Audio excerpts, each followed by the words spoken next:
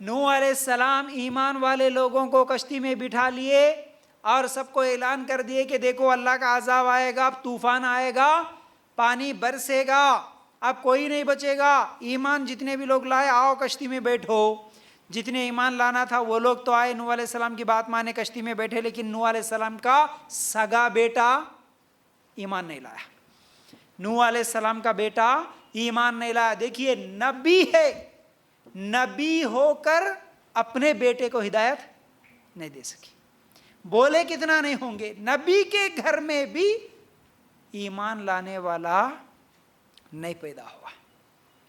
یاد رکھو، نوح علیہ السلام کا بیٹا ایمان نہیں لایا۔ وہ کیا؟ ایک کنارے پر بیٹھے ہوا تھا اور نوح علیہ السلام پکار کے بولے بیٹا آجا کشتی میں بیٹھ۔ کیا جواب دیا سنیے، اس نے جواب دیا کہ میں تو کسی بڑے پہاڑ کی طرف پناہ میں آ جاؤں گا جو مجھے پانی سے بچا لے گا۔ دیکھیے اللہ کے حکم کے بعد اگر کوئی اپنی عقل لڑاتا ہے، اپنی عقل سے کوئی چیز سوچتا ہے تو وہ اس کے لیے فائدہ مند نہیں۔ اس نے سوچا اپنی عقل سے، ارے پانی آئے تو بھی کتنا آتا بھائی، بہت بولے تو گھروں کو لے کے ڈوبتا ہوں گا، میں تو بڑے پہاڑ پہ جا کے بیٹھ جاتا ہوں، وہاں تک تو پانی نہیں آتا نا۔ اس لیے دین میں عقل نہیں لڑانا، قرآن میں عقل نہیں لڑانا کبھی۔ سب سے پہلے اپنی عقل لڑایا تھا شیطان، ہے نا؟ اللہ کا حکم تھا سجدہ کر، لیکن انہیں اپنی عقل لڑایا، نہیں اس سے بہتر میں ہوں، عقل لڑایا، گمراہ ہوگا، ہمیشہ کا جہنمی ہو گیا۔ یہاں پر نوح علیہ السلام کا بھی بیٹا اپنی عقل لڑایا، اپنی عقل سے سوچا میں تو بڑے پہاڑ پہ جا کے بیٹھ جاؤں گا، مجھے کون سا پانی آ کے ڈباتا دیکھتا ہوں۔ نبی کا بیٹا ہو کر بھی نبی کی بات نہیں مانا۔ پھر اس کے بعد نوح علیہ السلام نے کہا آج اللہ کے حکم سے بچانے والا کوئی نہیں، صرف وہی بچیں گے جن پر اللہ کا رحم ہوا۔ اسی وقت ان دونوں کے درمیان موج حائل ہو گئی اور وہ ڈوبنے والوں میں سے ہو گیا۔ بات چیت ہی چل رہی تھی نوح علیہ السلام کے بیٹے اور نوح علیہ السلام کے درمیان، اللہ آج عذاب ایسا دے گا بیٹا کوئی نہیں بچا سکتا، سمجھا ہی رہے تھے، آئی بڑی موج لے کے نوح علیہ السلام کے بیٹے کو ڈبو کے لے گئی۔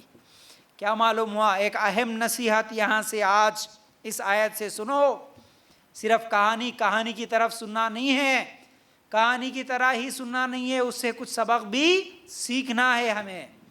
کیا معلوم ہوا؟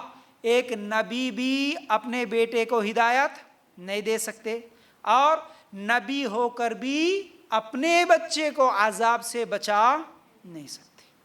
تو کوئی ہے پیر، کوئی ہے بابا جو آج گناہوں کو معاف کرا کرا کے جنت میں لے جائیں گے؟ نہیں، یہ جھوٹے لوگ ہیں جو درگاہوں کے پاس بیٹھ کر قوالیاں گاتے ہوئے اس طرح کی باتیں بولتے ہیں، ہمارے سلسلے میں جڑ جاؤ، ہمارے پیر کو مان لو، ہمارے خواجہ کو مان لو، فلاں کو مان لو، تمہیں اللہ سے ہمارے یہ ولی بچائیں گے، ہمارے یہ بابا بچائیں گے۔ کوئی نہیں بچا سکتا جب ایک نبی ہو کر اپنے سگے بیٹے کو نہیں بچا سکتے۔ اور دوسری بات یہ بھی یاد رکھو، ہمارے عمل، جس نے جو نیکی کی اس کو اسی کی نیکی کا ثواب ملتا، لیکن اس کی نیکی کا ثواب اس کے بیٹے کو نہیں ملتا، اس کے ماں باپ کو اس کی نیکی کے بدلے اس کو جنت نہیں ملتی۔ یاد رکھو، جیسا کہ اب نبی ہے کتنی نیکیاں نہیں کرے ہوں گے، لیکن بیٹے کو ان نیکیوں کا ثواب نہیں ملا۔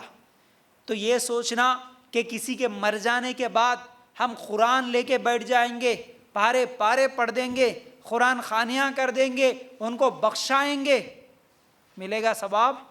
نہیں ملتا۔ تمہارے قرآن خوانیوں کا ثواب مرے ہوئے لوگوں کو نہیں ملتا۔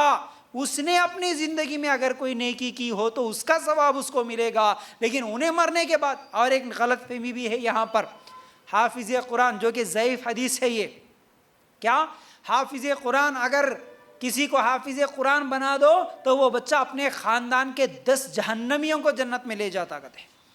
کچھ لوگ بولتے 7 جہنمیوں کو، جن پر جہنم طے ہو گئی، ان کو انہیں جنت میں لے جاتا۔ اور ایسی جھوٹی کتابیں لکھ کے رکھ دیے کہ تم 70,000 مرتبہ لا الہ الا اللہ پڑھ لو تم جہنم سے بچتے، اور ایسے 70,000 جتنے بھی تم اپنے لیے پڑھ کے رکھ لو، کس کو بھی ٹرانسفر کر دو، انہوں بھی جنت میں جاتے کہتے۔ اللہ اکبر. ایسی جھوٹی کتابیں آج لکھ کر اس کو پڑھ کے ہم لوگ سمجھ رہے ہاں بھائی لا الہ الا اللہ پڑھے تو جنت میں جاتے, ہاں قرآن خوانی کرے تو جنت میں جاتے.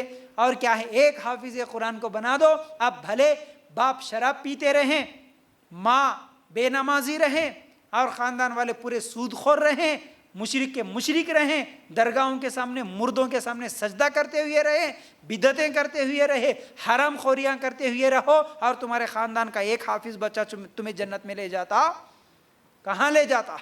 یہاں تو نوح نبی ہے, نبی ہو کر اپنے بچے کو جنت میں نہیں لے جا سکے, نبی ہو کر اپنے بیٹے کو جہنم کے عذاب سے نہیں بچا سکے, آج کسی ایک بچے کو حافظ قرآن بنائے تو انہیں جنت میں لے جاتا. کیسی عقل ہے یہ, کیسی سوچ ہے مسلمانوں کی؟ خود عمل کرو, عمل کی بنیاد پر, عقیدے کی بنیاد پر اللہ تعالیٰ جنت دے گا اس کی رحمت سے. دوسروں کے اوپر آس بنا کے, آس رکھ کے مت بیٹھو, یاد رکھو.